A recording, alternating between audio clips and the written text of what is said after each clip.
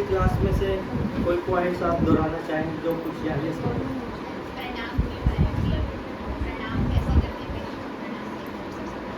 हाँ जी, हाँ जी, वैष्णव प्रणाम के बारे में बताना चाहते हैं। और हाँ जी,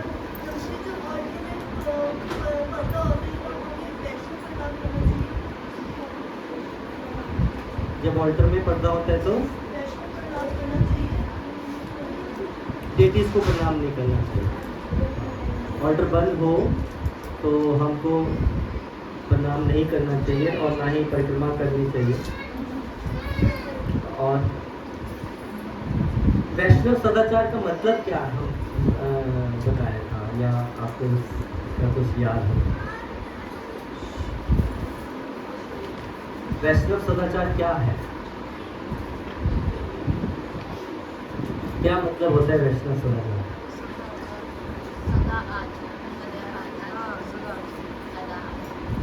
बोलिए।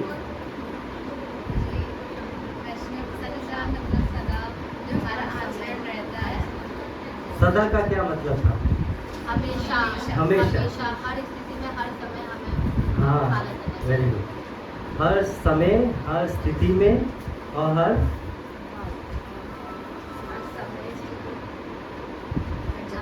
हर जगह, हर समय में और हर जगह पे, हर स्थान पे और हर परिस्थिति में हमको वैष्णव आचरण का पालन करना चाहिए। ऐसा नहीं है कि जिस समय वैष्णव ड्रेस डालिए तो हम वैष्णव हो गए और उस समय हम वैष्णव का आचरण कर रहे हैं, और जैसे ही हमने ड्रेस उतारी और रख दी घर पे और फिर आ जाओ जी अपने असली रूप में। तो रिक्वेस्ट करूं, वो नीति माता जी ने ना आज कल की माला पहने, उनके लिए एक बार हरे कृष्ण महामंत्र चैंट कर ले, माता जी कौन है चली नीति माता जाएगी जी? उन्होंने। हाँ, अच्छा, हरि बोल। तो माता जी ने आज कंठी माला डाली है और बहुत ही अच्छा है कि आज उन्होंने कंठी माला, और इस संकल्पित, अपने आप को एक संकल्पित किया कि वैष्णव आचरण का पालन करेंगी और जो वैष्णव के रूल्स एंड रेगुलेशंस हैं उसको फॉलो करेंगी, है ना। रूल्स एंड रेगुलेशंस को बताए ही होंगे और उनको मालूम ही होंगे, तो क्या 4 नियम है और क्या माला करना है। पहले से हो सकता है कर भी रहे हो, मेरे माला कर रहे, 16 माला कर रहे हो, बहुत बड़ी बात है। और 4 नियमों का पालन करेंगी, तो इनके लिए हरे कृष्णा मंत्र बोलते हैं नीति माता जी को। हरे कृष्णा कृष्णा कृष्णा हरे हरे, हरे राम राम राम हरे हरे।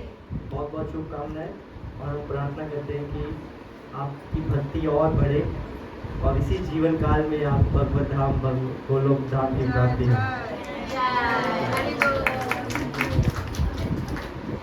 और इसके आगे जो नेक्स्ट स्टेप है, अभी आपने 2 राउंड्स डाले हैं, तो अब 3 राउंड्स की कंठी माला के लिए आपको अग्रसर होना है। दीक्षा के लिए तैयारी करनी है, दीक्षा प्राप्त करनी है, दीक्षा ग्रहण करनी है, ठीक है ना।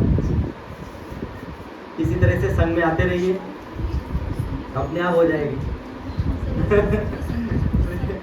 भीड़ में खड़े हो जाओ, अपने आप ट्रेन में बैठ जाओगे। ठीक है, तो क्या था वैष्णव सदाचार?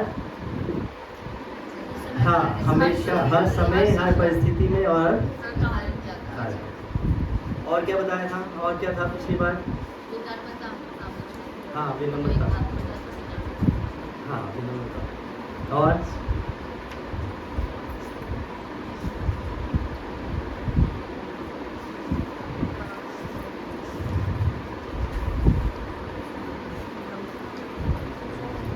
प्रणाम पति थे, आपने सारे प्रणाम बताए। हाँ जी, प्रणाम मंत्र भी बताए थे। प्रणाम मंत्र सबको याद हो गए? सबको मिल गए प्रणाम मंत्र? माता जी दे दिए थे सबको? नहीं, आपने दिए थे ना? नहीं, आपने अपनी क्लास में डिस्ट्रीब्यूट करने थे ना सारे प्रणाम, जो भी अपने लेडीज के प्रणाम मंत्र हैं, और प्लस अभी नेक्स्ट टाइम तो सबको मिल जाएंगे। एनीवे, तो वैष्णव प्रणाम मंत्र क्या होता है? अच्छा पतिनां पावनेभ्यो वैष्णवेभ्यो नमः। कौन सबसे पहले सीक्वेंस कौन बताएगा कि हम जब मंदिर में एंटर करते हैं तो कैसे कैसे हम लोग को प्रणाम करने, कौन बताएगा खड़े होके?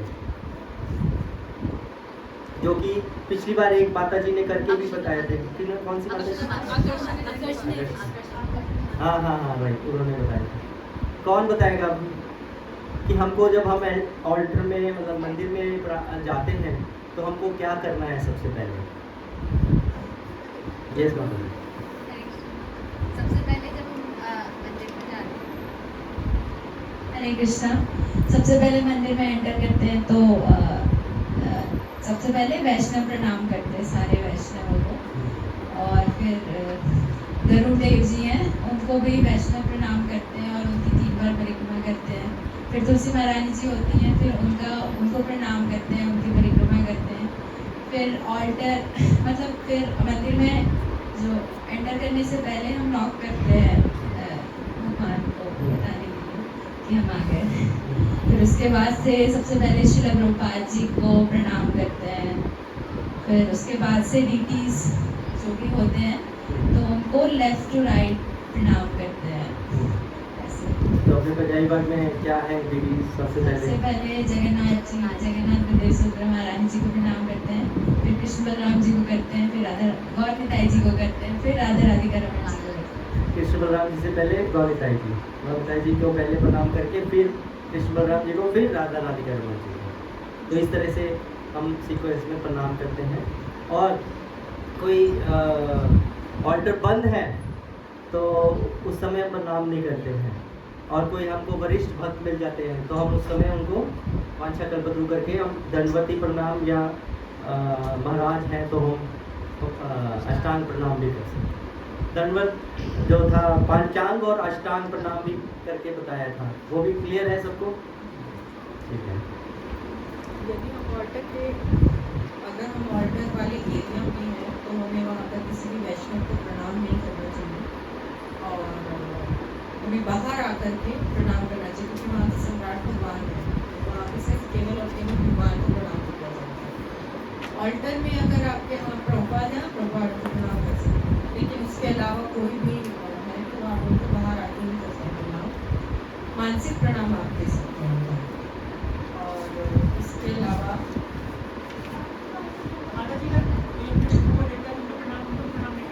कर सकते हैं, वांछा कल्पतरु हम करते हैं वहाँ पर, लेकिन उनको झुक करके प्रणाम क्या करते हैं। पूछा? अगर गुरु हमारे वहाँ पर हैं तो क्या हमें गुरु को प्रणाम करना चाहिए? ऑल्टर के अंदर ऑल्टर खुला है, नहीं करना। हम मानसिक कर सकते हैं, लेकिन बाहर आकर के फिर उनको दंडवत कर सकते हैं। हाथ तो जोड़ सकते हैं। हाँ, हाथ जोड़ के प्रणाम तो हरे कृष्ण को कर ही सकते हैं, वो तो हम सबको ही भक्तों को करते ही हैं। और वहाँ पर भगवान के गुणगान के अलावा हमें कोई भी दूसरी बात या कोई चर्चा नहीं करनी चाहिए भगवान के ऑल्टर का। अगर कोई करता भी है तो हमारे प्रयास करना चाहिए कि हम बोले कि ये ना कहें कि आप मत कीजिए यहाँ पे, आप बोले चलो बाहर चलते हैं, जिससे कि उनको बुरा ना लगे।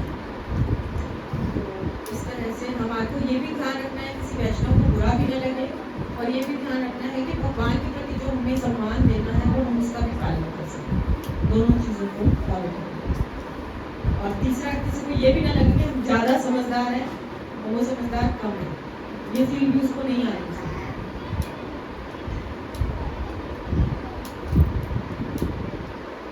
ठीक है, तो आगे शुरू करें फिर। हमने कौन सा 2 सेकंड चैप्टर पढ़ना शुरू करना है ना? अच्छा, मंदिर में प्रणाम करेंगे। अर्च विग्रहों पे ध्यान करना, ये करना है। इस बुक में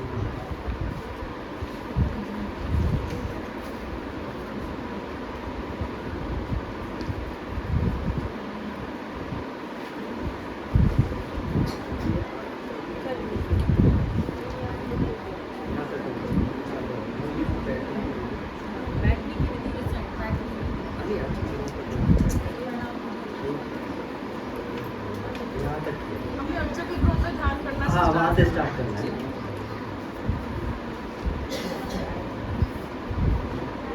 अर्च ये जो सेकंड चैप्टर है, अगर किसी के पास नई पुस्तक है तो नई पुस्तक में सेकंड चैप्टर है, सेकंड चैप्टर के 3rd पेज पे अर्च विग्रहों पर ध्यान करना, वहाँ से पढ़ना है, पेज नंबर 16। कौन पढ़ेंगे? पीछे से कोई माता जी पढ़ना चाहेंगी?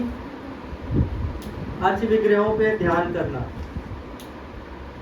एकादशी माता जी पढ़ेंगे? मंदिर में अर्चा विग्रह अपने मृत्यु को दर्शन देने के लिए आसीन रहते हैं। वे हमारे संप्रदाय के इष्ट देव हैं, इसलिए हमें सर्वप्रथम अत्यंत आदर पूर्वक उनका दर्शन करना चाहिए। दर्शन लेने के लिए विचार करने योग्य हेतु कुछ बातें। भगवान के समक्ष एक ओर से दर्शन करें, जिससे सामने बैठे भक्तों को भगवान के दर्शन में कोई बाधा ना हो। हाँ, अब ये वैष्णव एटिकेट है, इसका हमको पालन करना चाहिए। क्या कि हम दर्शन जब कर रहे हैं तो सामने बैठे भक्तों का कोई बाधा नहीं होनी चाहिए। स्पेसिफिकली कौन से डेज में? फेस्टिवल्स में। फेस्टिवल्स में क्या होता है, अरे हम सबसे आगे कर ले, जल्दी से जल्दी दर्शन कर ले, पीछे भक्त भले उसको कुछ है, दिख रहा है नहीं दिख रहा है, कुछ नहीं, आधा घंटा खड़े रहे, अच्छे से श्रृंगार दर्शन करें। तो वो इस चीज़ का हमको बहुत ध्यानपूर्वक पालन करना चाहिए कि यार भगवान जो है किससे हम दर्शन कर रहे हैं, भगवान को निहार रहे हैं, एक्चुअली में भगवान प्रसन्न किससे होंगे?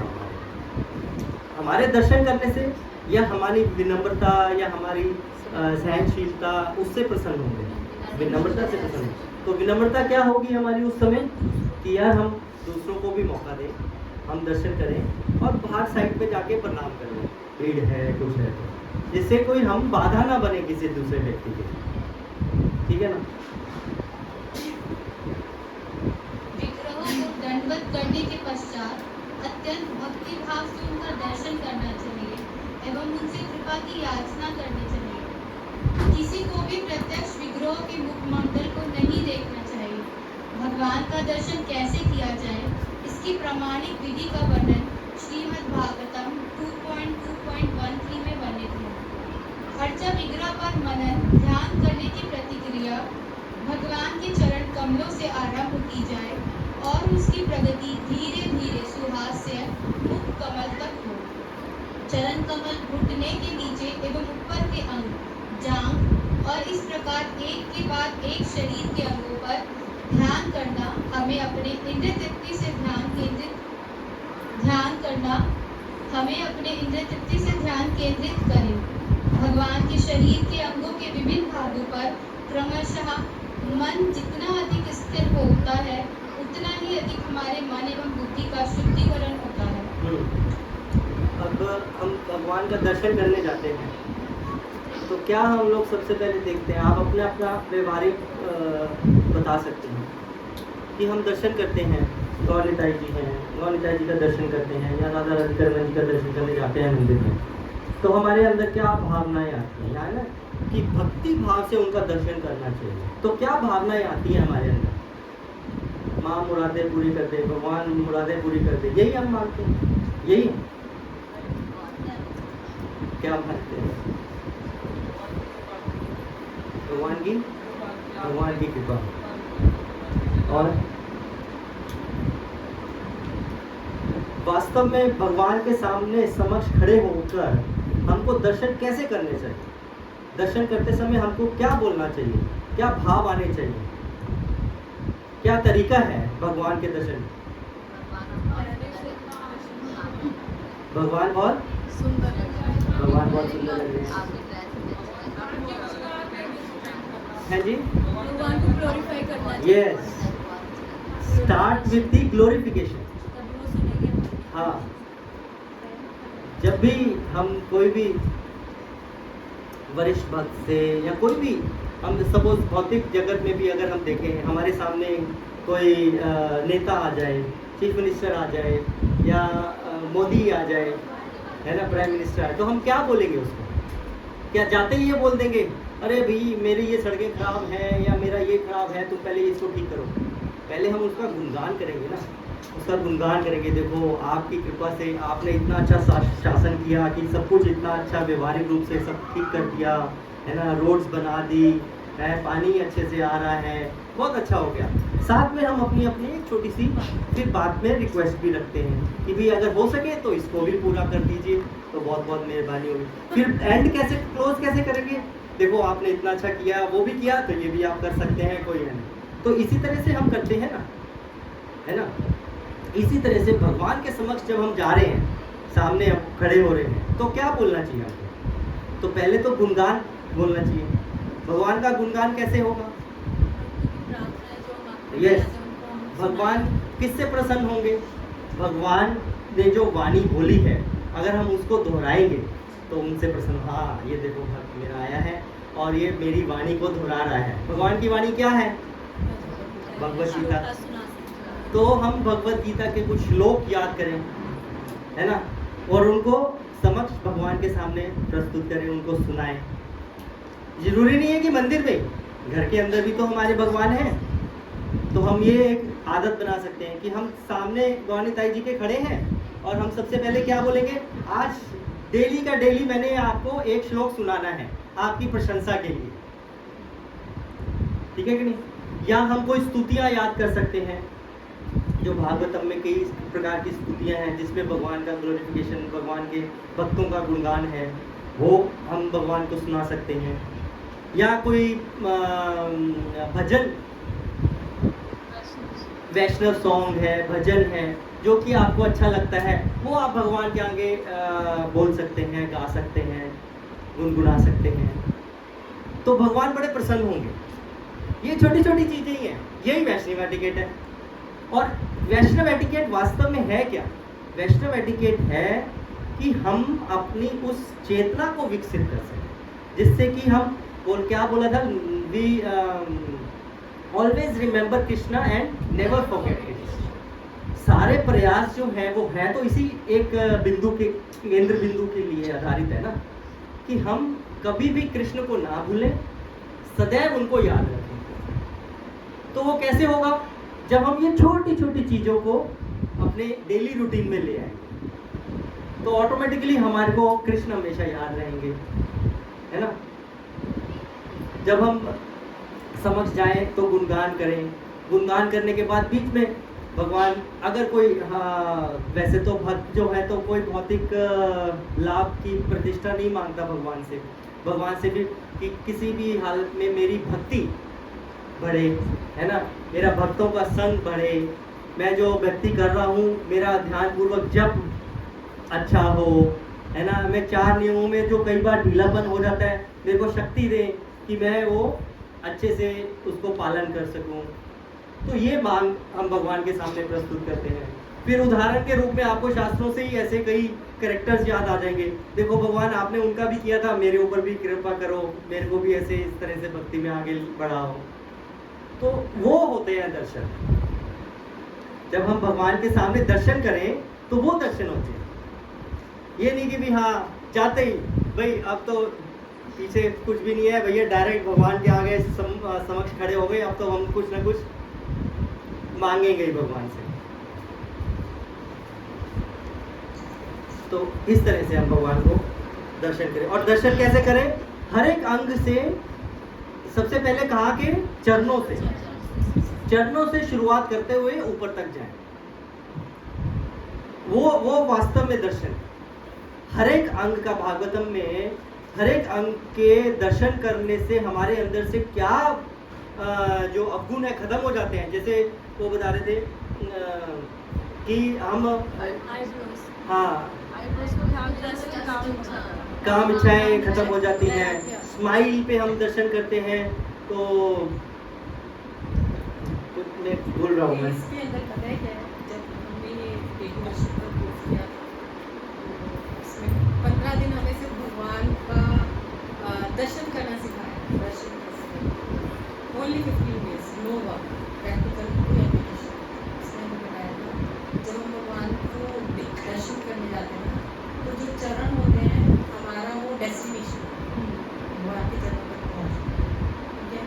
उसके बाद धीरे धीरे ऊपर आते हैं जाम से क्या होता है कि भगवान ने ऐसे अपना अवतार लिया था जिससे उन्होंने राक्षसों का वध किया, धरती को वापस तोड़ दिया। फिर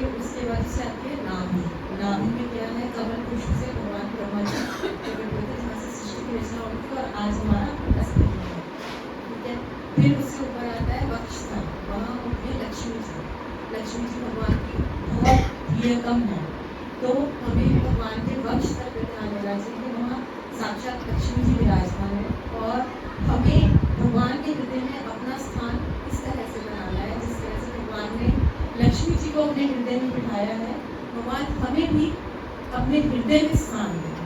फिर उसके बाद ऊपर आता है स्माइल, तो वो कमल की पंखुड़ियों जैसी बताएंगे भगवान की स्माइल। तो भगवान की जब स्माइल होती है तो पूरा संसार चलायमान होता है और यहाँ पर बहुत खुशहाली होती है, सभी जीव जंतु सब प्रसन्न होते हैं, तो इसलिए स्माइल होता है। उससे ऊपर आते हैं भगवान के नेत्र। हमारा ये कोई औकात नहीं है कि हम भगवान के नेत्रों को देख सकें, तो हमारे को भगवान के नेत्रों के बीच में से जाते हुए यहाँ देखना चाहिए।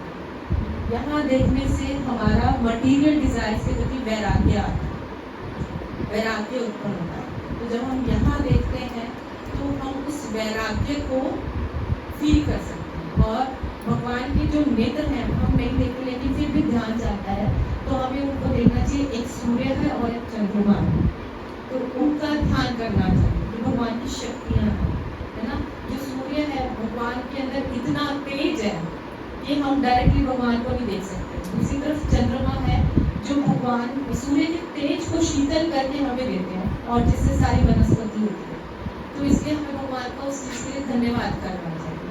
ऊपर तो हम चढ़ ही नहीं सकते हैं, तो ये हमारा दर्शन का स्रोत है। और जैसे प्रभु जी ने बताया ये बिल्कुल ठीक है, हमें भगवान का ग्लोरिफिकेशन करना चाहिए, सब भगवान के आगे मतलब उनका ग्लोरिफिकेशन नहीं करना चाहिए, मांगना तो हमें कभी चाहिए ही नहीं। क्यों? क्योंकि भगवान स्वामी है, हम सर्वेंट हैं और भगवान पिता हैं, हम बच्चे हैं। तो पिता को पता होता है कि बच्चे को किस चीज़ की रिक्वायरमेंट है, तो हम तो कुछ भी मांगेंगे, लेकिन भगवान को पता है हमें क्या देना है, तो वो अपने हिसाब से देते हैं और जो दिया है उसके लिए हमें शुक्रिया करना चाहिए। साथ ही हमें प्रार्थना जरूर करनी चाहिए वैष्णवों से और भगवान से कि भगवान आपकी कृपा से मेरे को सौभाग्यशाली इतने गुरु का संग मिला है जो प्रमाणिक है, तो मैं आपकी प्रसन्नता के लिए और अपने गुरु महाराज की प्रसन्नता के लिए उनकी आज्ञाओं का पालन कर सकूं, ऐसी मुझ पर कृपा अगर आपकी इच्छा हो तो बनाए रखें। हम ये प्रार्थना करते हैं कि उसमें भी भगवान की इच्छा है, हम उनको आदेश नहीं दे सकते, ठीक है ना। तीसरा, जब ये हमारा एक रूटीन है डेली, जब हम फेस्टिवल्स पे जाते हैं तो हमें कैसे दर्शन करने चाहिए, भगवान के चरणों पे किस रंग की उन्होंने स्टोन्स लगे हैं, बिछिए जिसको बोलते हैं, है ना। पांचें कौन से कलर की डाली है, मल्टी कलर डाली है, गोल्डन डाली है, फिर उसके ऊपर थोड़ा थोड़ा ऊपर जब कौन से कलर की ड्रेस डाली है, कैसा वर्क है, ठीक है, कौन कौन से कलर्स हैं। फिर उसके बाद कमरबंद कौन सी बानी है, कमर का दर्शन हो गया। फिर उसके बाद थोड़ा सा और ऊपर चले, थोड़ा सा ऊपर चल करके उन्होंने कौन से कलर्स की फूलों की गार्लेंड डाली है, कौन से कलर के मोतियों की मालाएं डाली हैं, ये हम दर्शन करें। फिर बांसुरी ली हुई है हाथ में, तो कौन सी झालर लटक रही है, भगवान ने कौन से कड़े डाले हैं, बांसुरी कैसी है, भगवान का हाथ कैसी मुद्रा के अंदर है। फिर थोड़ा थोड़ा और ऊपर जाएं तो स्माइल देखें, भगवान प्रसन्न है, क्यों आज भगवान का बहुत बड़ा दिन है। फिर थोड़ा सा और ऊपर जाएं, फिर यहाँ देखें, आने तो हम देख ही नहीं सकते, औकात ही नहीं है। फिर थोड़ा सा जब हम यहाँ देखेंगे तो हमें लगेगा कि भगवान के यहाँ पर एक तिलक लगा हुआ है ना। फिर ऊपर जाएंगे पगड़ी पे, यहाँ पर कौन कौन से फूल लगे हुए हैं। जब हम इस तरह से करेंगे ये हमारी एब्जॉर्प्शन है, और उसको हम कैसे रियलाइज करेंगे, हमने दर्शन अच्छे किए, आँख बंद करो, क्या वो छवि हमारे सामने आ रही है। अगर वो छवि हमारे सामने आ रही है दैट मीन्स कि आपने प्रॉपर दर्शन। ये दर्शन होते हैं भगवान के, जब आप भगवान के दर्शन करना चाहते हो। जो आपने देखा है वो आंखों के सामने आ रहा है या नहीं आ रहा, और यहाँ से निकलने के बाद क्या आपको उनमें से कुछ कलर्स याद है कि भगवान ने क्या क्या कलर डाले थे, कैसे कैसे डाला था। तो ये है दर्शन करने की विधि। इस तरह से भगवान के दर्शन किए जाते हैं। तो जब हम दर्शन करते हैं तो साथ ही प्रार्थना केवल गुरु के लिए करनी चाहिए, अपने लिए। अगर गुरु स्वस्थ है, गुरु प्रसन्न है, तो आपकी भक्ति अच्छी फलेगी, ठीक है ना। अगर गुरु की प्रसन्नता के लिए आप कर रहे हो, उससे दो चीजें होंगी। जब आप गुरु के लिए प्रार्थना करोगे, आपका अपने गुरु के प्रति कन्विक्शन भी बढ़ेगा और आपकी इच्छा भी होगी कि जो गुरु ने कहा है मैं उसको पूरा करूं। तो ये दर्शन और प्रार्थना की विधि है। बाकी हमें क्या चाहिए क्या नहीं चाहिए भगवान बहुत अच्छे से जानते हैं। केवल एक प्रार्थना कि भगवान आपकी प्रसन्नता के लिए प्रभुपाद यहाँ आए थे, तो मेरी यही आपसे प्रार्थना है कि मैं प्रभुपाद के मिशन को कभी ना छोड़ूं, प्रभुपाद से हमेशा जुड़ के रहूं, प्रभुपाद की आज्ञाओं का, अपने गुरु की आज्ञाओं का पालन कर सकूं आपकी प्रसन्नता के लिए। हम इच्छा दिखा सकते हैं लेकिन छोड़े भगवान के ऊपर आपकी प्रसन्नता हो। अभी मैं उनका मेरी ही क्लास में मैम ने मुझे बताया था, वो लेक्चर सुन रहे थे, तो उसमें महाराज कह रहे थे कि ये जो है ना भक्ति एक ट्रेन की तरह है। आप ट्रेन में बैठ तो गए, अगर बीच में आप कहीं उतर जाते हो तो उसके बाद आप अपने डेस्टिनेशन पे नहीं पहुंच सकते, क्योंकि आप ट्रेन से उतर गए, डेस्टिनेशन आ गया है, ठीक है ना। लेकिन आप ट्रेन में बैठे हो, चाहे आप परेशान हो रहे हो, चाहे खुश हो, चाहे गर्मी लग रही है, चाहे धक्के पड़ रहे हैं, गिर भी रहे हो, लेकिन आप ट्रेन में हो, तो आपको ये उम्मीद है कि कभी ना कभी डेस्टिनेशन पे पहुंच ही जाओगे। तो इसी तरह से भक्ति है। प्रभुपाद के मिशन में लगे रहो, गिरते हो, परेशान होते हो, नहीं होता, कुछ भी होता है, लेकिन आप प्रभुपाद को मत छोड़ो।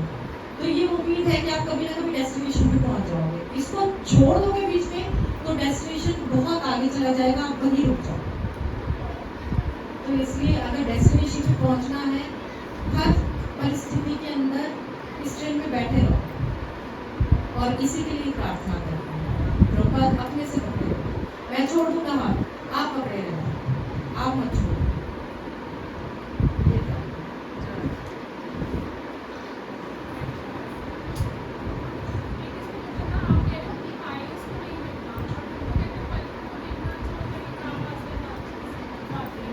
वैराग्य यहाँ से जाता है, पलकों की बहुओं के बीच में से, बहुओं के बीच से आता है। भगवान के नेत्र में इतना तेज और इतना प्रकाश है।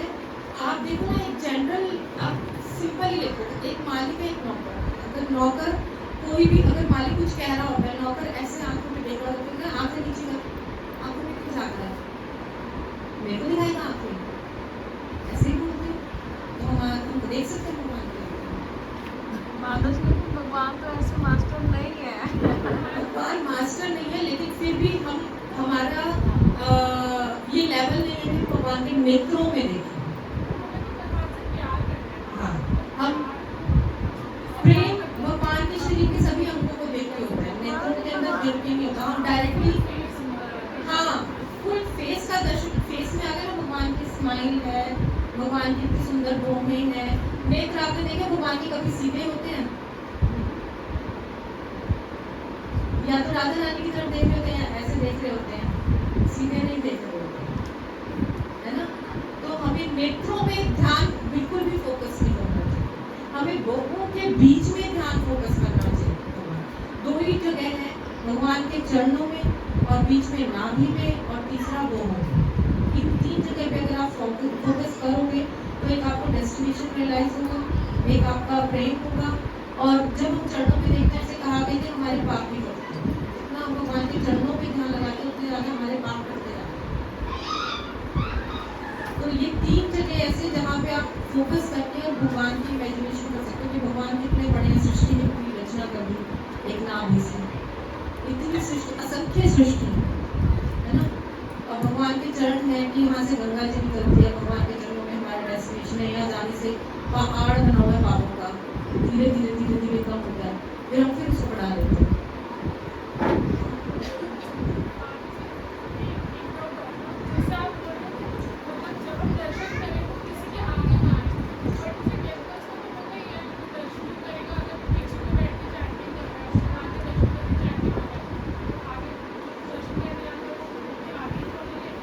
दर्शन तो हम कर सकते हैं, लेकिन उसको क्या है कि कुछ सेकंड्स के लिए वहां से दर्शन करके हम साइड पे हो जाए, फ्रंट से दर्शन करके साइड पे, ताकि पीछे वालों को भी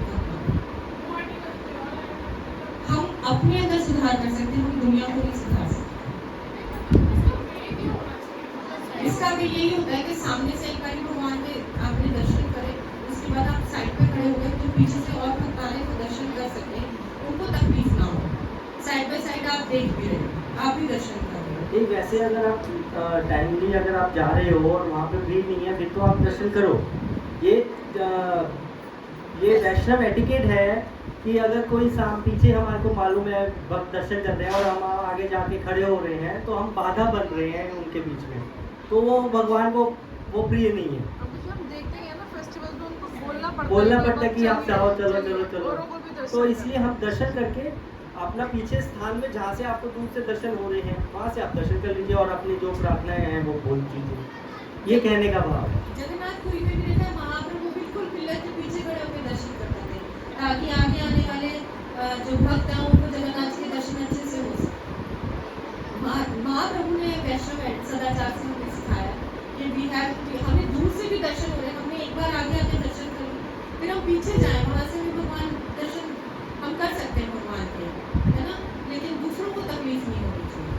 मेनली फेस्टिवल डेज की बात होती है दर्शन के लिए, या जब सैटरडे संडे। चैतन्य महाप्रभु ने जब पीछे पिलर के पीछे खड़े होकर यही बोला कि कार्य ऐसे करो कि भगवान आपके दर्शन करें।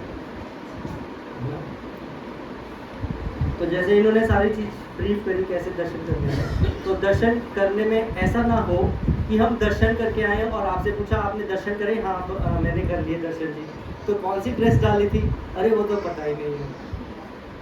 राधा रानी ने कौन सा फूल पकड़ा था, अरे वो तो ध्यान ही नहीं दिया। तो क्या होता है कई बार हम ना ऐसे इतने अपने ही विचारों में इतने खोए होते हैं, सामने हमारे भगवान होते हैं हम, लेकिन उनके दर्शन नहीं कर पाते, अपने ही विचारों में गुम होते हैं। तो वो नहीं होना चाहिए। जब हम वास्तव में नॉक कर रहे हैं और अंदर जा रहे हैं तो हमको उस चेतना पे आना है ना। प्रणाम कर रहे हैं, हम झुक रहे हैं, विनम्रता पिछली बार समझाया था, विनम्रता, हम झुक रहे हैं, प्रणाम कर रहे हैं, माथा लगा रहे हैं नीचे। क्या मतलब है कि हम भगवान को बोल रहे हैं कि मैं विनम्र हो रहा हूँ, मैं आपका दास हूँ, मैं झुक रहा हूँ, मैं अपने अहंकार को खत्म करना चाह रहा हूँ और मैं आपके शरणागत हो रहा हूँ। तो उस विचारधारा में, उस भाव से आप दर्शन करें, उस भाव से प्रणाम करें, तो सामने देखें कि भगवान ने आज कौन सी ड्रेस डाली है, भगवान ने कैसे कैसे श्रृंगार किया है। फिर आपको आगे बंद करने से जब आपको दिखे तो मीन्स आपने वो कलर पहचान रहे हैं, आज ब्लू है, आज पर्पल है, आज कौन सा है। तो मैंने एक चीज़ और सुनी थी, जब हम भगवान को ग्लोरीफाई करते हैं तो हम थोड़े अपने अवगुण भी बताए वहाँ पे कि मेरे में ये अवगुण है, फिर भी आप इतने कृपालु हैं, ऐसे करते। बिल्कुल। तो उससे हमारे हाँ, जिसको भी हम करें बातचीत करनी चाहिए भगवान से, तभी तो because he is a person. ऐसा नहीं है कि वो मूर्ति है कोई, वो भगवान एक व्यक्ति है। तो व्यक्ति से जब हम मिलते हैं तो हम आदान प्रदान करते हैं और बातों से आदान प्रदान करते हैं ना, कि हम अपनी बातें बोलते हैं, है ना, फिर वो रेसिप्रोकेट करते हैं और आपको कुछ ना कुछ रिस्पांस देते हैं। तो भगवान रिस्पांस देते हैं, उसको पहचानना है। रिस्पांस तो देते ही हैं सभी को, ऐसा नहीं है कि वो रिस्पांस नहीं देते, रिस्पांस देते हैं। हम छोटी छोटी चीज़ें अगर अपनी जीवन काल में देखेंगे ना तो भगवान, अरे हाँ यार ये चीज़ भगवान ने ही मदद करी थी तो ऐसा हुआ, तो वो रिस्पांस होता है भगवान का, रेसिप्रोकेशन होता है। आगे बढ़ो, रह जाएंगे यहीं पर ही। श्रील प्रभुपाद एक तात्पर्य में कहते हैं कि इस प्रकार विग्रह पर मनन एवं ध्यान करना हमें अपने इंद्रिय तृप्ति से अनासक्त होने में मदद करता है। हाँ। दर्शन का आरंभ अपने बाएं स्थित विग्रहों से करना चाहिए। आगे क्रमशः दाईं ओर के विग्रहों का दर्शन करें। उदाहरण स्वरूप यदि आप श्री श्री राधा पार्थसारथी मंदिर में हैं तो सर्वप्रथम दर्शन गुरु परंपरा का होना चाहिए। तत्पश्चात श्री नित्यानंद प्रभु, श्री चैतन्य महाप्रभु, श्रीमती ललिता विशाखा देवी, श्रीमती राधा रानी, श्री पार्थसारथी, श्री एवं पार्थसारथी जी एवं अंत में श्री श्री सीताराम लक्ष्मण एवं हनुमान जी का दर्शन करें। लेफ्ट से राइट, ठीक है ना, सीक्वेंस। पुष्प अर्पण करते समय भी दर्शन का यही क्रम रखें। हाँ। जब हम लोग जैसे सपोज घर में भी आरती करते हैं तो आरती करते समय भी हमको यही क्रम रखना चाहिए, ठीक है ना। पहले हम नीचे वो आज्ञा लेते हुए हाँ, फिर ऊपर से नीचे आते हैं। मंदिर में बैठने की और कोई पढ़ सकते हैं?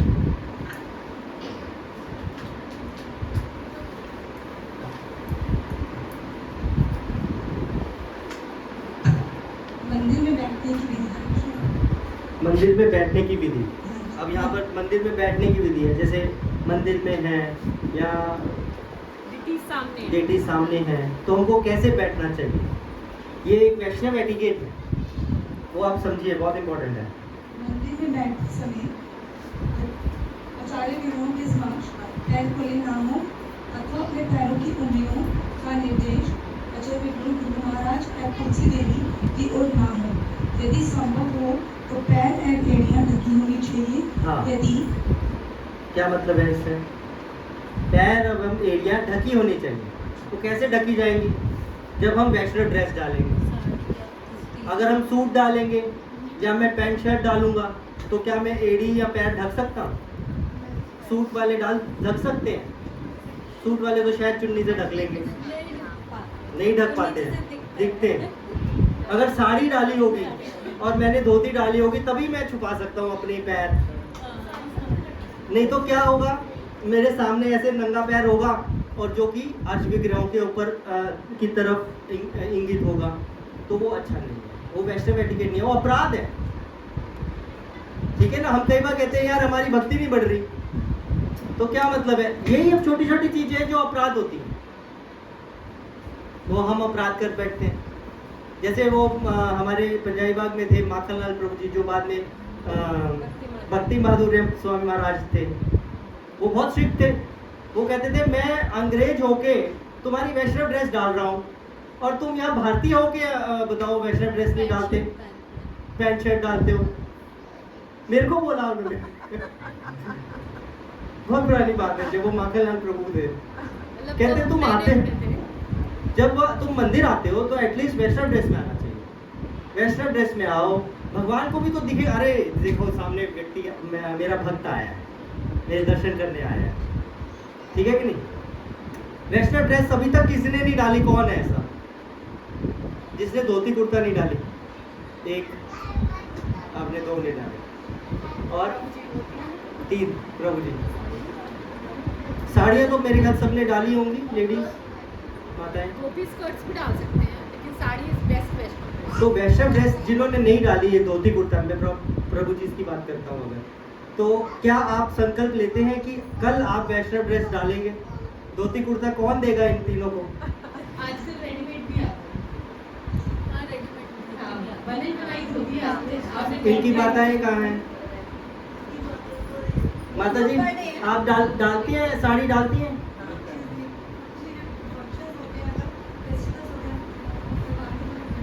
और मंदिर के फंक्शंस में? मंदिर के फंक्शंस की फेस्टिवल्स की बात करें। अच्छा, तो उसमें आप वैष्णव ड्रेस डालिए और प्रभु जी को नई धरती कुर्ता लेके देंगे। ठीक है ना? अभी जगन्नाथ रथ यात्रा अगले हफ्ते है यहाँ पर, सबने वैष्णव ड्रेस डाल के आनी है।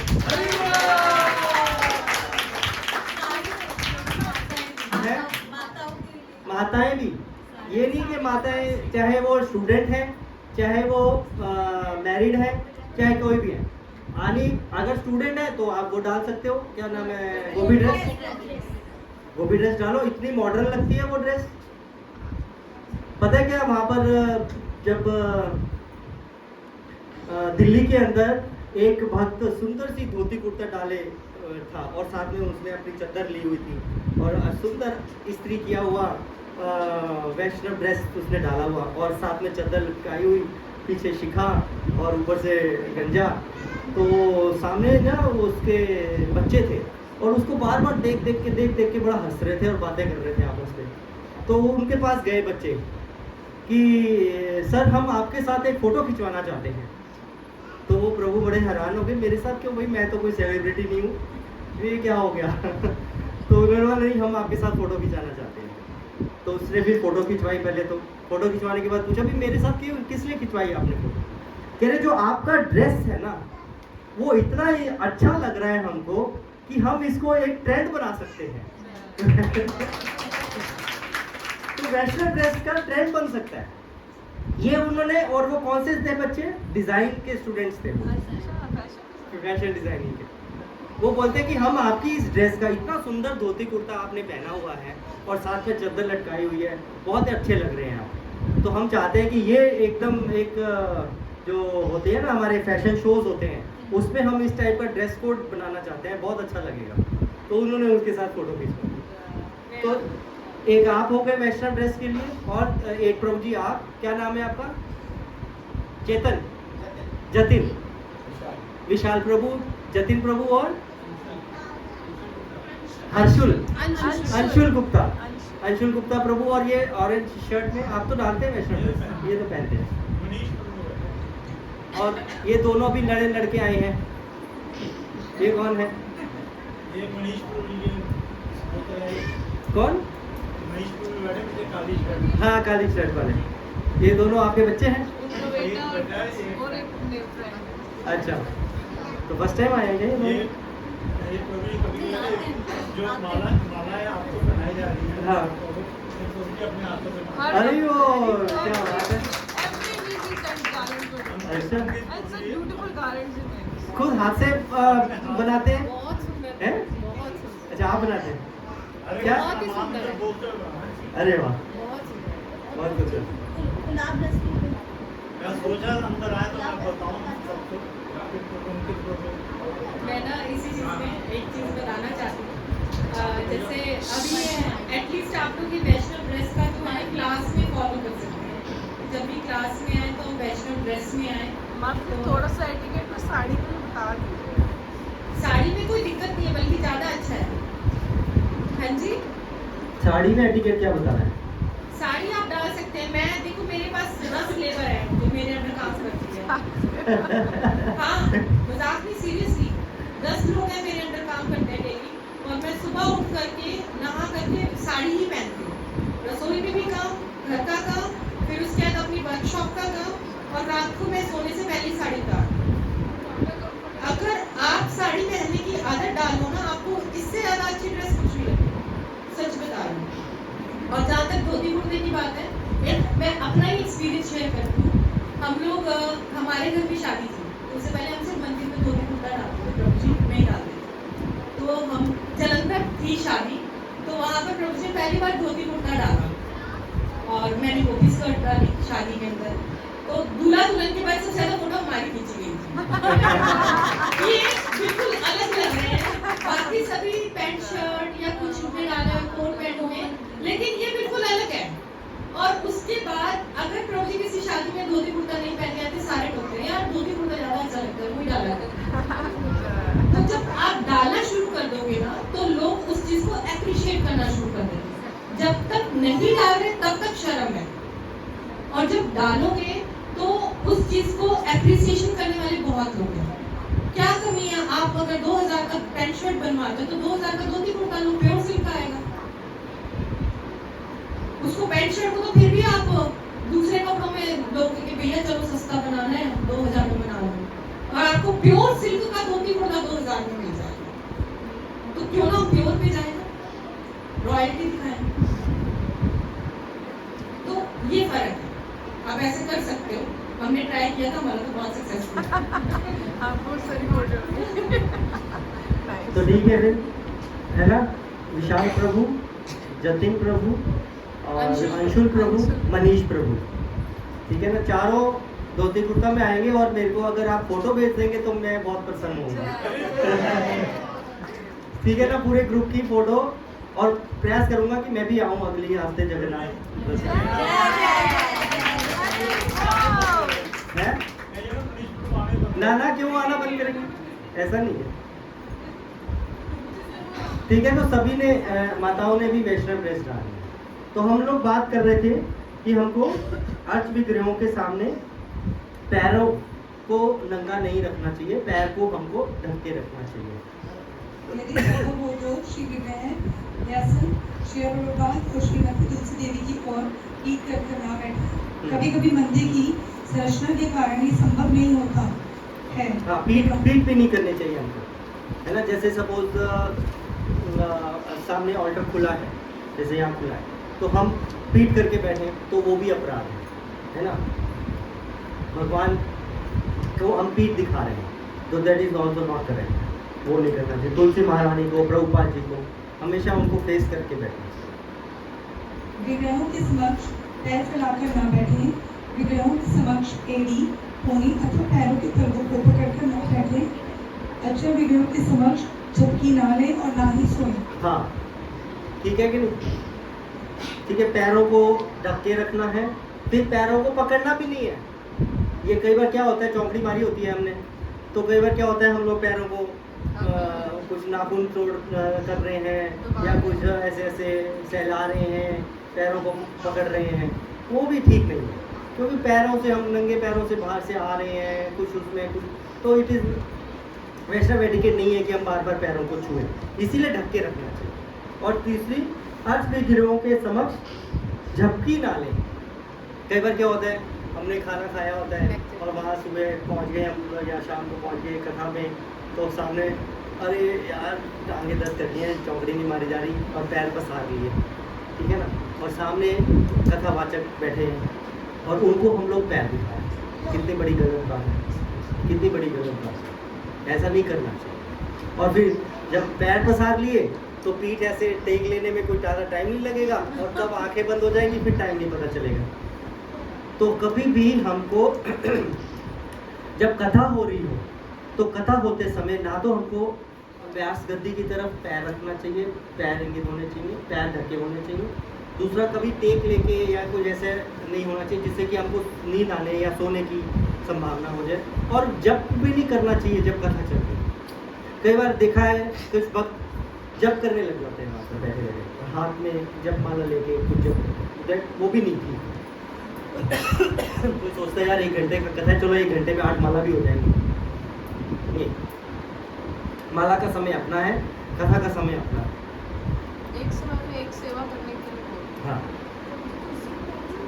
हाँ जी, हाँ, हाँ कुर्सी पे बैठ सकते हैं। अगर किसी के पास घुटने में दर्द है या पीठ पे दर्द है, नहीं बैठा जा रहा है, तो अलग फिजिकल कंडीशन है, अपनी अपनी है, तो उसमें आप चेयर पे बैठे, बट उसका ध्यान रखें कि आप पैर ढके रहें। साड़ी में होगा तो ढके रहेंगे।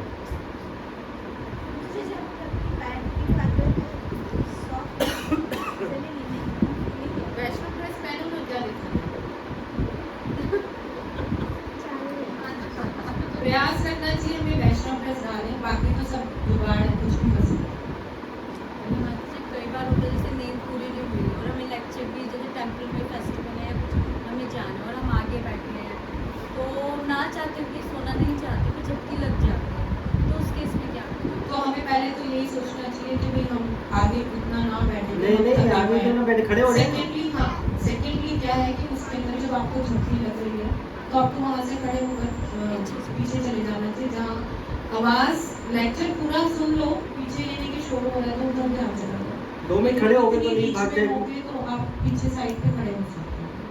इसके अलावा एक और पॉइंट था कि books are not different from Krishna, तो आप अपनी किताबों को पैर पे रखें, है ना, पैर को टच हो रहा है या बैक को उसमें टच कर रहे हैं, तो that is also not good. नीचे भी नहीं रखना है। नीचे जमीन पे भी नहीं रखना चाहिए, हमें प्रयास करना चाहिए कोई बैग को अपने लैप पे रखें और उसके ऊपर बुक्स रखें। जैसे ये तरीका गलत है। हाँ, ये भी सही है। ये आपने तो साड़ी डाली हुई, पैर नहीं टच हो रहा है, जो जिनका पैर टच होता है उनके लिए ज़्यादातर अपने पास कुछ ना कुछ ऐसा बैग रखना चाहिए जिसके ऊपर हम बुक्स को रख लें, तो टच नहीं होना चाहिए उसको। और जैसे सॉक्स का आपने बोला, वैसे तो अगर आप देखेंगे ना, जनरली वैष्णव टेम्पल्स में सॉक्स अलाउड ही नहीं होती। राधा रमन टेम्पल से तो बाहर हाँ, निकाल बाहर ही, जैसे राधा रमन टेम्पल में सॉक्स अलाउड ही नहीं है इनसाइड लेके जाने का। और आप साउथ इंडिया में देखोगे तो सॉक्स अलाउड नहीं है, वो पहले उतरवा देते हैं बाहर। और आप गुरुद्वारों में जाओगे तो गुरुद्वारों में तो पानी बहता है अंदर दर्शन करने से पहले, तो वहाँ पर पहले ही पैर धोए जाते हैं, फिर उसके बाद अंदर जाते हैं आप। तो सॉक्स का कोई मतलब ही नहीं है। अलाउड ही नहीं है। अब ये कोई फैमिली की जगह है तो खड़े होते थे वाला। हाँ, तो इसलिए सॉक्स नहीं डालने चाहिए, हमको वैष्णव ड्रेस डालनी चाहिए बस। यस माता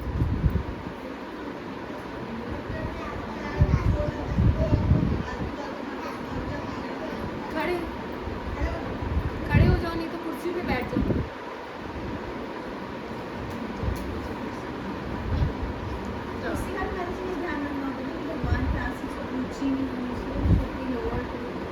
वो तो नीचे ही होगी और मंदिर में ऑल्टर ऊंचा ही होता है, तो मेरे तो नीचे थोड़ा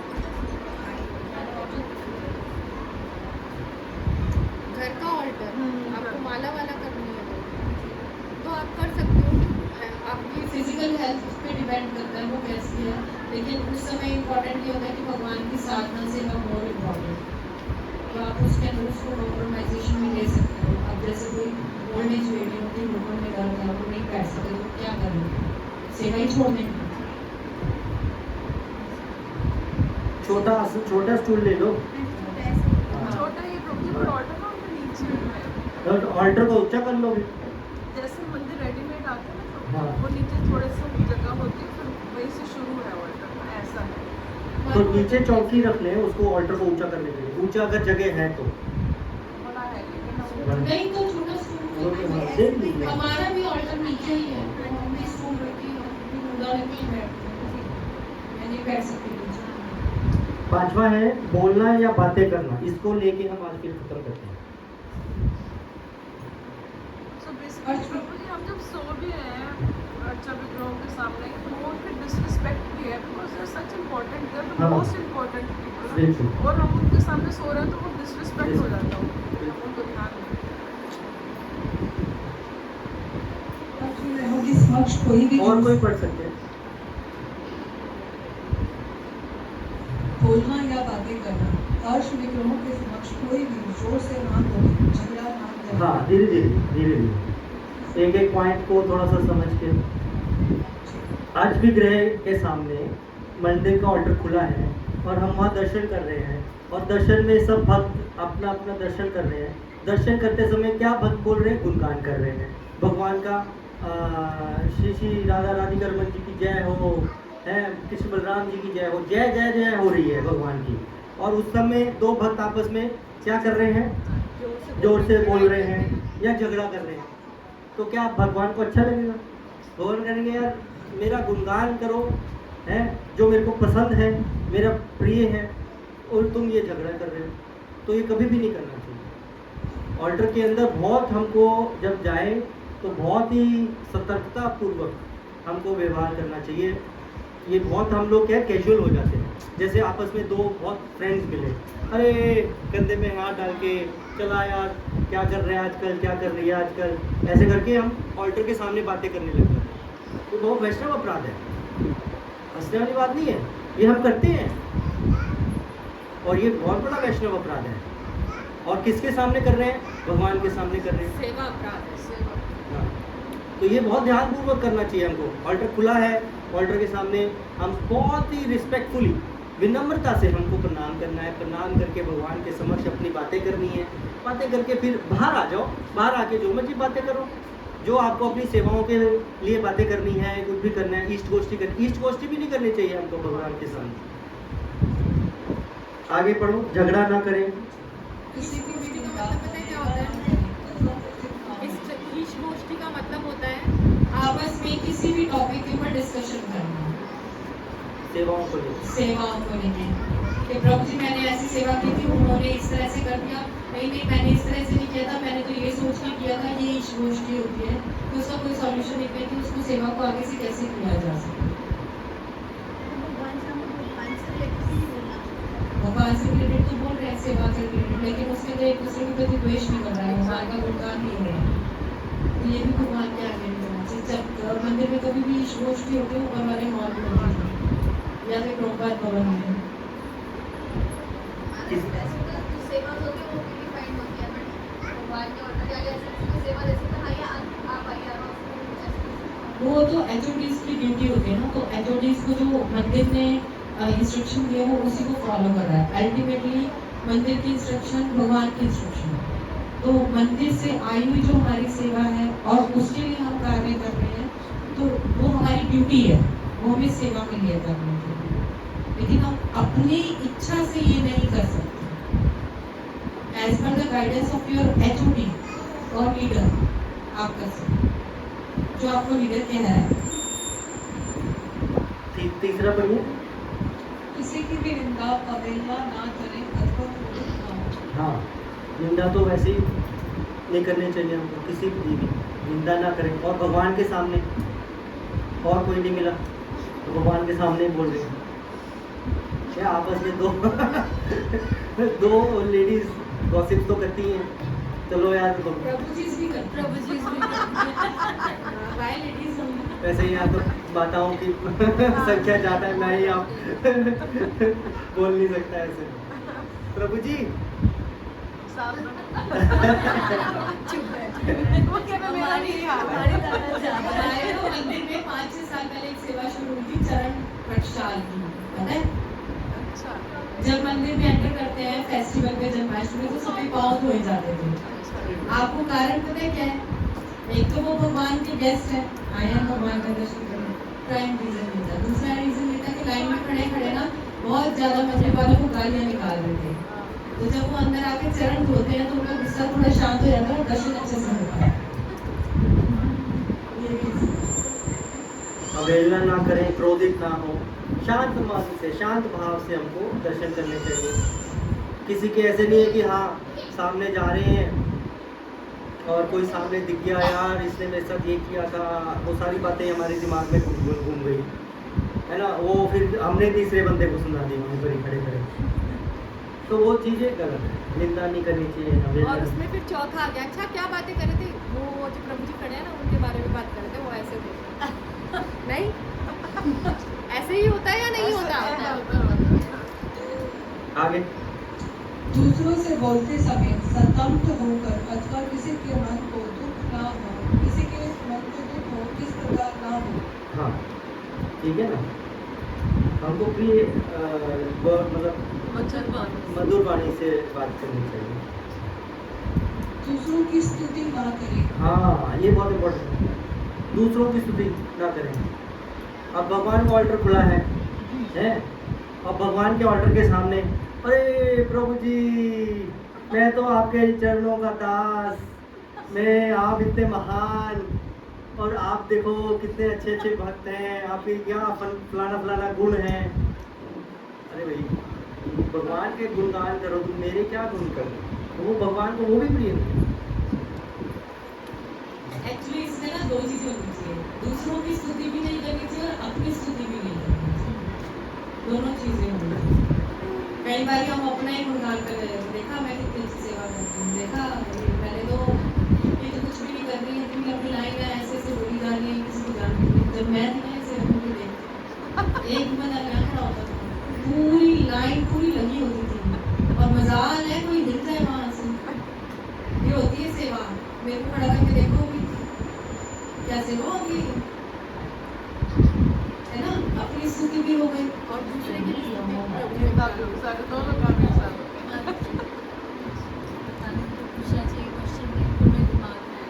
कई बार के प्रीचर्स होते हैं, बल्कि मोस्ट सीनियर मोस्ट प्रीचर्स होते हैं, वो क्या करते हैं मतलब मैंने भी लेक्चर सुने हैं, सेंटर में भी कई बार हमारे हैं, और 90% ना अपने बारे में बताते हैं, जैसे अपनी स्थिति टाइप, तो वो ठीक है। नहीं वो एक्चुअली उसको ऐसे मत लीजिए कि वो अपना गुणगान कर रहे हैं, उसको ऐसा लीजिए कि उन्होंने उस भक्ति को कैसे एक्सपीरियंस किया है, वो अपने इंसिडेंट्स बता के उससे, जिससे कि आप उससे प्रेरणा के स्रोत समझ सकते हो उसको ऐसा मत लीजिए कि वो व्यक्ति जी देखो कितना अहंकारी है, अपनी गुणगान कर रहा है और अपना ही बखान कर रहा है। नहीं मतलब ऐसा विचार नहीं, ऐसे इस विचार से मत उसको लीजिए, उसको इस तरह से लीजिए कि यार देखो ये ऐसे इंसिडेंट्स में उन्होंने ऐसे रिएक्ट किया और ऐसे उस विपदा से पार किया, तो ये मेरे लिए सीख का एक वो बन सकता है, समझ रहे हो आप? उस तरह से मोस्टली तो स्पीकर्स खुद की निंदा ही कर रहे होते हैं। हाँ। कि मैं तो ऐसा हूँ, मैं तो ऐसा हूँ, और कभी बताते हैं कि कैसे हम भक्ति में आए, कैसे इतना पावरफुल प्रोसेस सिचुएशंस को है, हैंडल कैसे करना है। और फॉर एग्जांपल बेस्ट लगता है उस टाइम पे ना, किसी के साथ- क्योंकि क्या होता है जब आपके सामने कोई ऐसी चीज प्रस्तुत की जाती है ना, तो लगता है यार ये तो यार थोड़ा इम्प्रैक्टिकल सा है, ऐसे पॉसिबल नहीं है, और उसी को वो कैसे उसने उस जीवन में अपने जीवन में उतारा, वो जब समझा देते हैं हाँ यार ये तो प्रैक्टिकल है, तो मैं भी कर सकता हूँ, कर सकती हूँ। आगे देवताओं की निंदा ना हाँ एक करें। हाँ हाँ पूछिए पूछिए।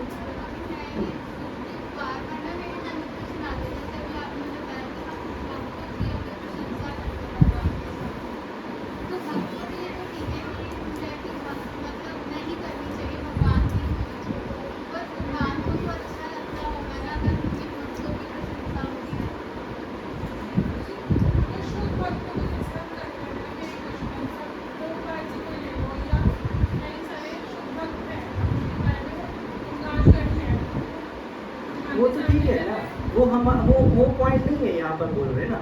यहाँ पे ये बोल रहे हैं कि हम आपस में फ्रेंड्स खड़े हैं, कोई क्लास के मेंबर्स खड़े हैं और हम आपस में एक दूसरे की स्तुतियाँ करनी शुरू कर दी वहाँ पर।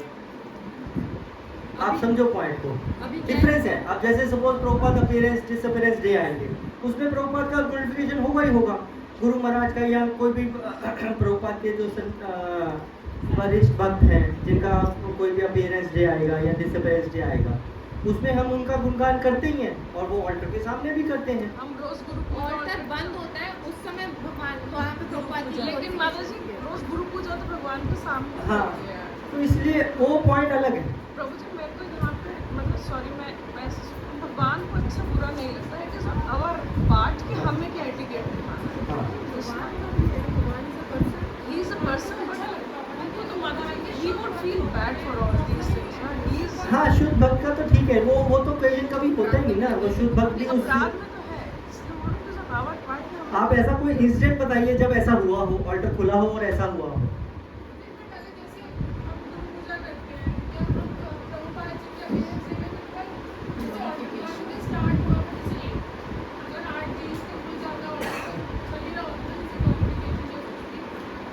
तो वो तो प्रभुपाद जी की बात होगी।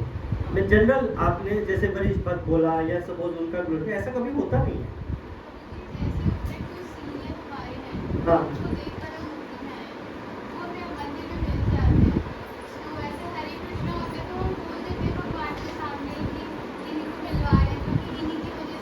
हाँ, वो सही नहीं है, वही तो बोला जा रहा है। जैसे सपोज सुबह कथा चल रही है ना, कथा खत्म हुई, कथा के बाद आप लोगों ने प्रभु जी से मिल लिए प्रभु जी से मिले आप, मिलने के बाद आपने प्रभु जी को बोला, किसी को और इंट्रोड्यूस कराना है सपोज, है ना, तो आप उनका प्रभु जी का गुणगान करोगे, यही कहने का मतलब है ना। तो वो सही नहीं है, वैसा नहीं। उस समय आप कथा से रिलेटेड जो सवाल है वो आप पूछो और उसके बाद आप उनसे टाइम ले लो कि प्रभु जी मैं आपसे 2 मिनट मिलना चाहता हूँ, इनसे मिलवाना है आपको। तो प्रभु जी भी बोलेंगे ठीक है, हम वहाँ मेरे रूम में आ जाओ या हम बाहर बात करते हैं। तो उस समय आप जो मर्जी प्रभु जी के बारे में जो आपने बोलना है ग्लोरिफिकेशन, उस समय होनी ही चाहिए। बाहर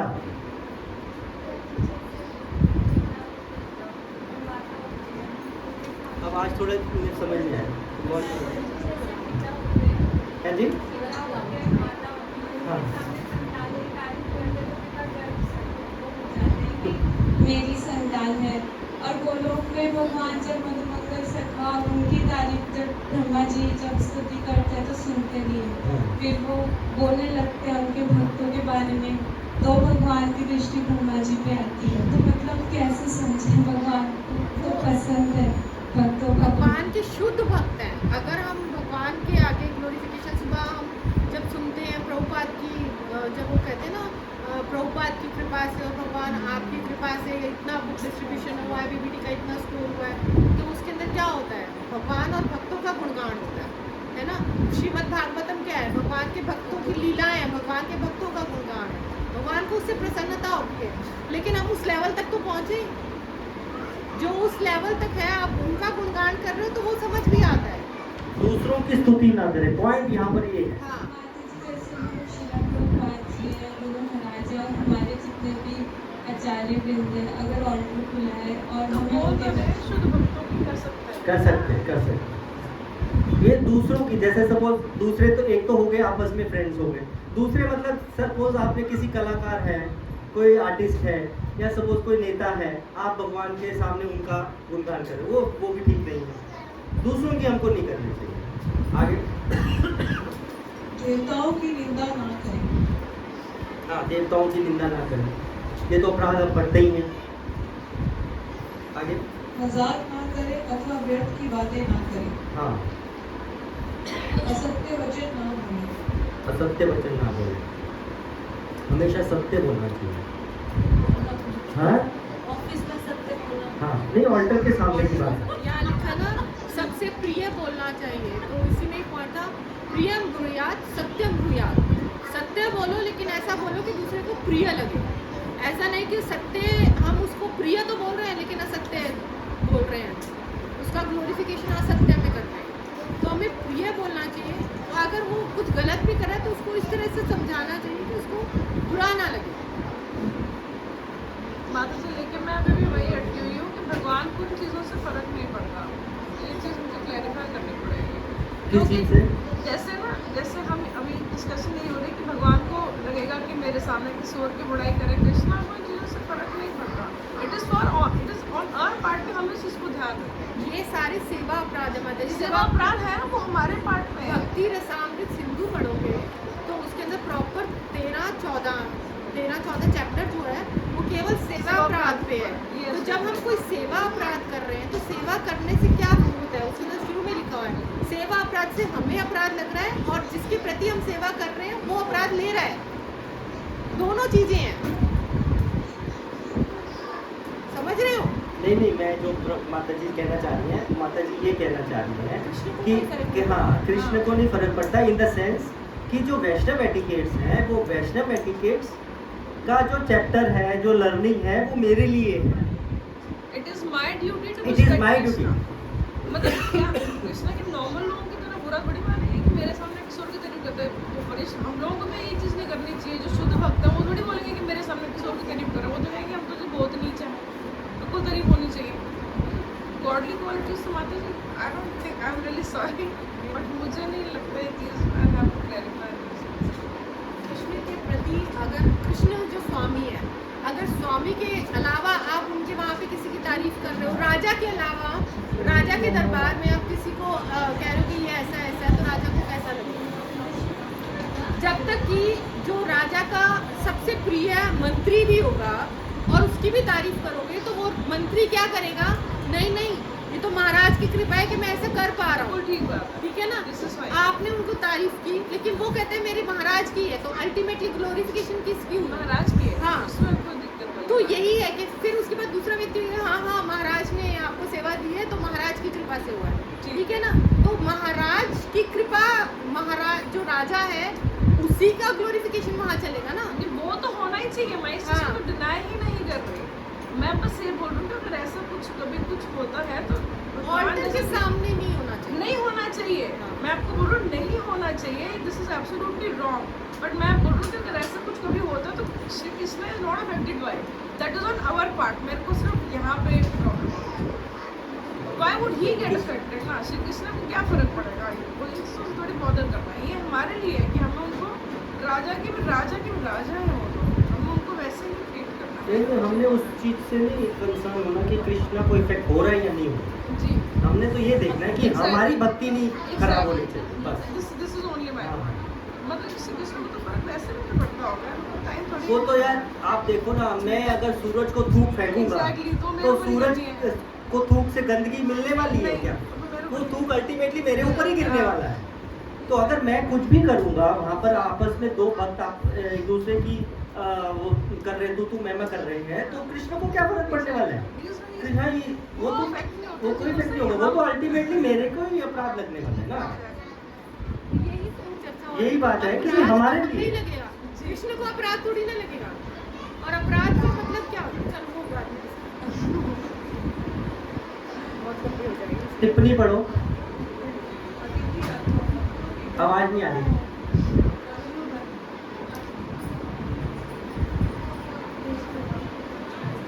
हाँ, आप पास में लेके पढ़ो, माइक को पास मुंह में ले। अतिथि अथवा भक्तों की कृष्ण भावना में विधि अथवा प्रचार में मदद हो रही हो तो मंदिर में बोलना वर्जित नहीं है, परंतु इसके अतिरिक्त अन्य सभी प्रकार की चर्चा मंदिर के बाहर ही करनी चाहिए। ये देखो टिप्पणी यहाँ पर क्लियर आ गई। मैं एक बात और बोल रही हूँ, अतिथि अथवा भक्तों की कृष्ण भावना में वृद्धि अथवा प्रचार में मदद हो रही हो तो मंदिर के अंदर आप मंदिर में बोलना वर्जित नहीं है। क्योंकि हम कई बार मटेरियल लोगों को ग्लोरीफाई करते हैं, सामने सबके ही करते हैं माता जी। ये परंतु और इसके अतिरिक्त अन्य सभी प्रकार की चर्चा मंदिर के बाहर ही करनी चाहिए।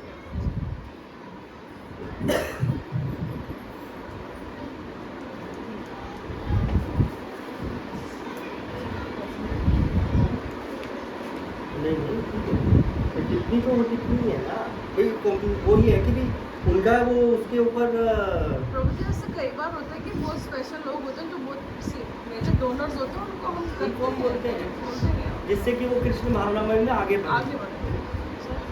हम तो अब बढ़ गए और हमको कृष्ण भावनामय मिल गई, तो हम आपस में जब भक्त आपस में मिले तो हमको इन वैष्णव एटिकेट्स का ध्यान रखना चाहिए। That is the point. आप समझ पा रहे हैं ना? हम सपोज यहाँ के किसी एमएलए को मंदिर दर्शन कराने ले गए और वहाँ जाके हम दर्शन करा रहे हैं, और दर्शन कराते समय पता है कि वो एमएलए दर्शन कराते इमीडिएटली बाहर चला जाएगा, नहीं टाइम देगा, तो उस समय अगर हम किसी मंदिर के अध्यक्ष से मिलवा रहे हैं तो हम उसको बोलेंगे कि ये ऐसे ऐसे ऐसे इसने हमारी ऐसे मदद करी, ये करा वो करा, तो वो बात अलग है, केसेस अलग है। But in general cases, generally हम अगर मंदिर में ऐसे मिले तो हम आपस में एक दूसरे का ना तो हम कोई क्या नाम है निंदा करें, ना क्रोध करें, ना जोर से बोले, झगड़ा करें। ये हमको वैष्णव एटिकेट पालन करने चाहिए। सिंपल है, इसको हम कॉम्प्लिकेट ना बनाएं अपने अपने बुद्धि से। सिंपल है कि हमको नहीं करना है। ठीक है, अगर कोई स्पेशल केसेस में किसी का भक्ति में वृद्धि हो रही है, उस समय करना पड़ रहा है तो ठीक है, कोई बात नहीं, एक्सेप्शन है, टीचिंग पॉइंट ऑफ व्यू से ठीक है, बट वैसे जनरल नहीं। उसमें जनरली पता है माता जी क्या होता है, जैसे हमारा वैल्यू एजुकेशन ओलंपियाड में क्या होता है, बहुत सारे मिनिस्टर्स आते हैं तो हमारी सेवाएं भी लगती हैं, तो उसमें जो हम लेके जाते हैं, तो जब ऐसे बड़े लोग आते हैं तो ऑलरेडी मंदिर की मैनेजमेंट को ये पता होता है कि ऐसे लोग आएंगे, है ना, दर्शन करने आएंगे, आरती करने आएंगे, तो उसमें भी भगवान के आगे उनको ग्लोरीफाई नहीं किया जाता। उनको क्या होता है, हमें पहले से ही प्लान होता है कि एक व्यक्ति आपको थाली देगा, आपने थाली उनके साथ लेके जानी है, अंदर पुजारी जी उनको कराएंगे, तो आपने पुजारी जी को इशारा करना है, क्योंकि पुजारी जी को भी पहले ये बताया होगा कि ये आ रहे हैं, तो उसके अंदर वहाँ उनकी ग्लोरिफिकेशन नहीं हुई, लेकिन उनका डिसरिस्पेक्ट भी नहीं हुई जो एमएलए या कोई भी आया, ठीक है ना। तो वो इस तरह से जब इतने बड़े लोग आते हैं, इतने बड़े डोनर्स आते हैं, तो इनका पूरा प्री प्लान होता है,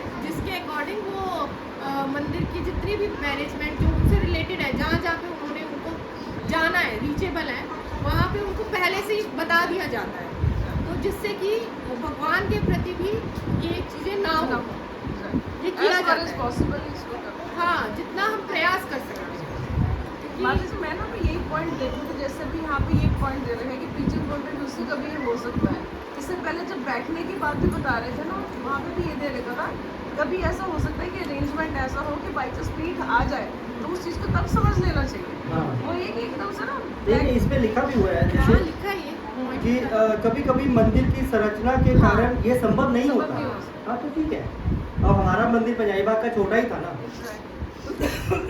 तो नहीं हो पाता था, पीठ हो ही जाती थी। अब लेक्चर सुनने के लिए व्यक्ति बैठा है तो भगवान के दर्शन खुले हैं, तो उधर पीठ करके ही बैठना पड़ेगा उसको, बाहर आ जाते थे, प्रभुपाद को पीठ करके ही बैठना पड़ेगा।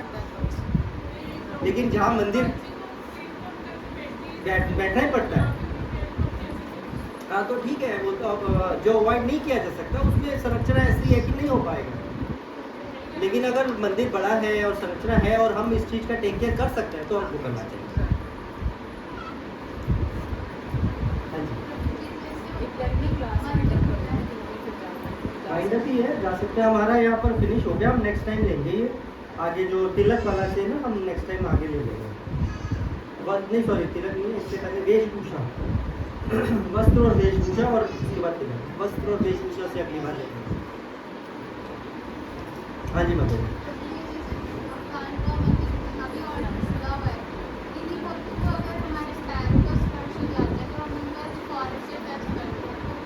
वो तो करना ही है, वो तो हम स्पर्श दोष से छुटकारा पाने के लिए हम उनको बोलते हैं कि गलती हो गई, माफ़ करना है, तो इस तरह से हम उनको प्रेशर। हाँ हाँ,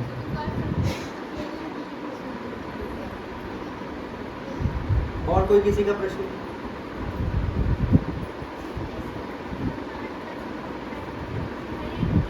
थोड़ा ऊंचा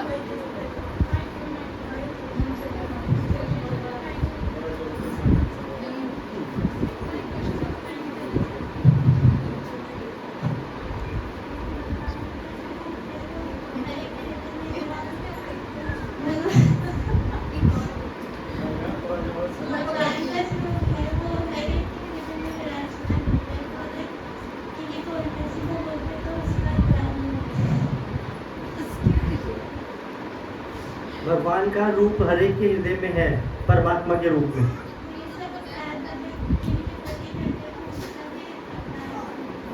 अगर हम अपराध करते हैं हृदय से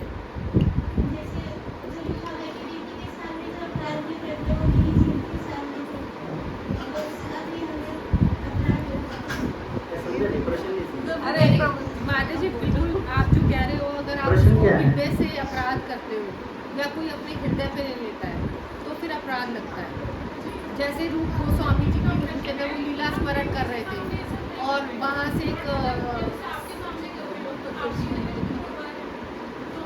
तो उनके आगे वो जब साधु जा रहे थे, जो नगड़ा के चल रहे थे, तो उन्होंने तो लीला में स्माइल लिया था, हंसे थे उसको देखकर, लेकिन साधु ने सोचा कि मेरे को देख के वो हंस रहे हैं, तो उन्होंने अपराध ले लिया, है ना। तो जब ले लिया तो उनका लीला स्मरण बंद हो गया, ठीक है। तो दोनों वाइसा वर्सा है। अगर कोई अपराध करता है और उसको मन पे ले लेता है कि मैं इसके प्रति जानबूझ के अपराध कर रहा हूँ, और कई बार वैष्णव इतने सरल होते हैं, हमेशा ही होते हैं, कि वो उस अपराध को मानते ही नहीं, कहते ठीक है कोई बात नहीं, कहते क्या फर्क पड़ता है। लेकिन अगर कोई वैष्णव उस बात को अपने ऊपर ले लेता है तो वो अपराध हमें लेना, तो वो हमें अपराध लेना।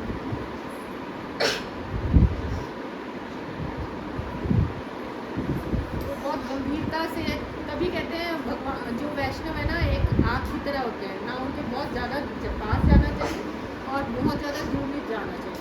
दूर जाओगे तो तपिश नहीं मिलेगी, यानी उनसे शिक्षा नहीं मिलेगी, उनसे आप सीख नहीं पाओगे, और ज़्यादा पास जाओगे तो आके पास का दंगा आके क्या होता है, तो हम ज़्यादा पास जाएंगे तो हम अपराध भी करेंगे। तो एक हमारे को इतना ही डिस्टेंस बना के रखना चाहिए जिससे हम उनकी रिस्पेक्ट भी कर सकें और उनसे सीख भी सकें और अपनी भक्ति के अंदर मतलब अच्छे से हम आगे बढ़ते हैं। बहुत ज़्यादा लीनियंट नहीं होना चाहिए किसी को।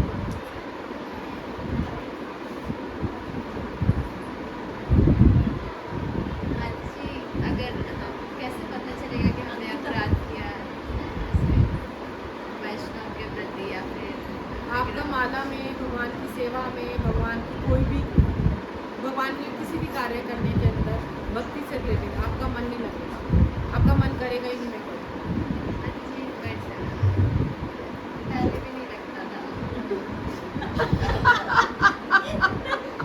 पहले तो नए नए आए थे तो नहीं लगता था, अब अपराध नहीं कर रहे, लेकिन ये है कि पहले से तो अच्छा कर रहे हो, पकड़ तो लेना माना।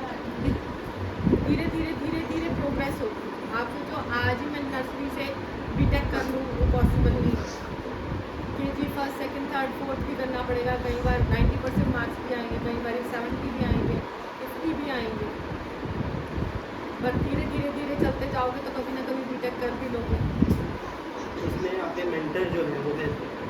प्रभु जी मैं ये पॉइंट माता जी का समझ नहीं पा रही हूँ। जैसे ही बोल रहे हैं कि पहले भी नहीं लगता था, तो जब पहले भी नहीं लगता था तो कैसे 16 माला पे आ रखे हैं, और कैसे जो भी लेक्चर बोलो वो इन सबको पता होता है। इनका दिमाग आजकल के बच्चों की तरह तेज है, कुछ भी इनको पूछ लो इनको सब पता होता है, फिर कैसे बोलेंगे कि नहीं, हमारा वो ये प्रश्न ये नहीं है कि पहले नहीं लगता, प्रश्न ये है कि पहचाने कैसे कि हाँ। मैंने अपराध किया। हाँ। तो वो मैं बता रहा हूँ कि वो पहचान खुद हो सकता है ना पहचान पाओ।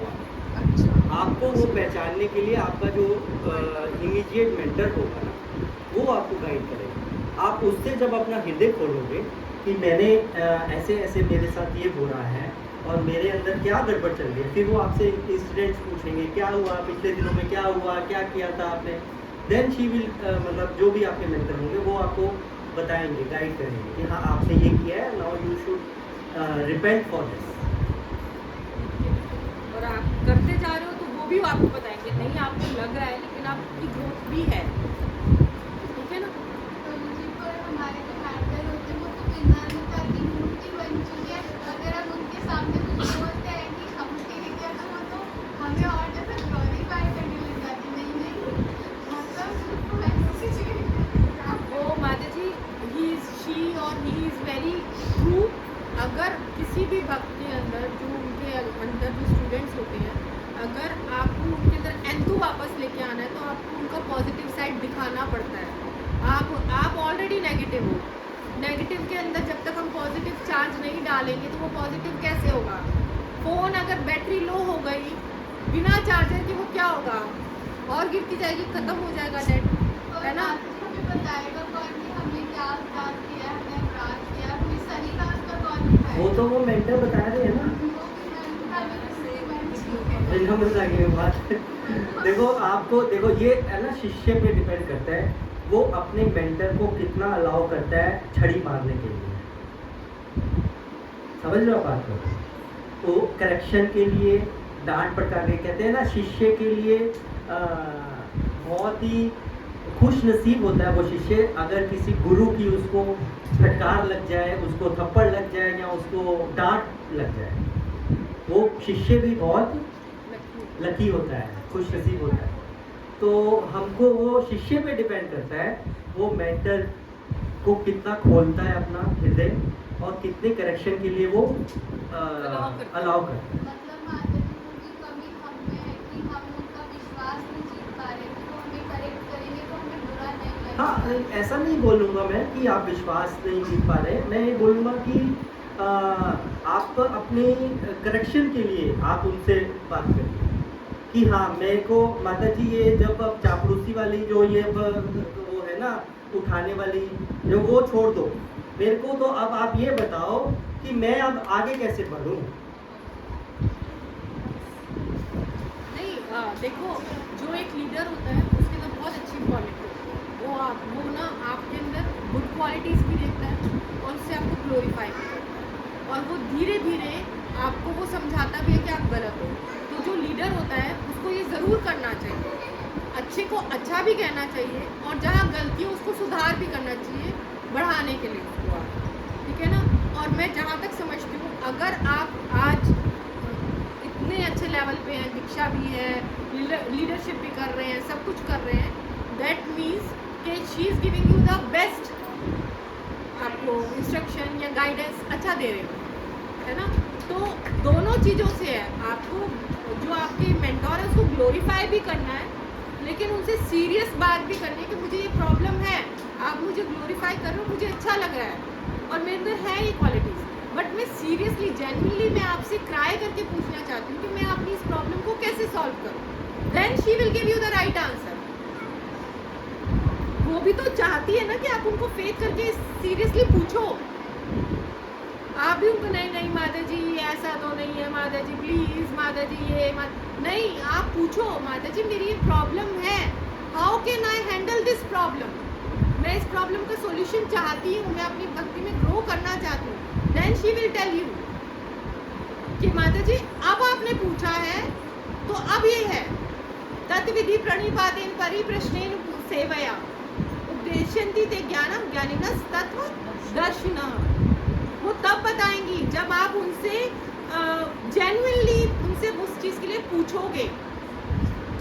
और उसको पूछने का तरीका क्या है, फ़ोन बहुत कम माध्यम होता है आपके एक्सप्रेशंस को देखने के लिए, आपको सामने बैठ करके सीरियसली उनसे बात करनी पड़ेगी, तो उनको लगेगा कि आप जेन्युइनली पूछना चाहती हो। गुरु से आप कितना भी टच में रह रहे हो फोन पे, जब तक वो सामने आके आपको उपदेश देते हैं तब जाकर के मन के अंदर सेटिस्फेक्शन होती है। हाँ मैंने गुरु को सुना, उनसे आज्ञा ली, उनसे शिक्षाएं ली, उनकी इंस्ट्रक्शंस ली, वो सब करना पड़ता है। फोन पे इतना नहीं होता, फोन पे वो किस मूड में है, किस सिचुएशन में है, वो आपको क्या आंसर दे रही है, पति साथ में है, बच्चे साथ में है, परिवार साथ में है, परेशान है, घर के काम है और जिम्मेवारी है, आपको स्पेशल अपने लिए टाइम निकाल करके उनसे मिलना पड़ेगा। समझ रहे हो? तो आपको आंसर मिलेगा उसका। माता जी मैं ठीक हूँ। यस एब्सोल्युटली माता जी, लेकिन मैं बस एक बात बोलना चाहूँगी छोटी सी,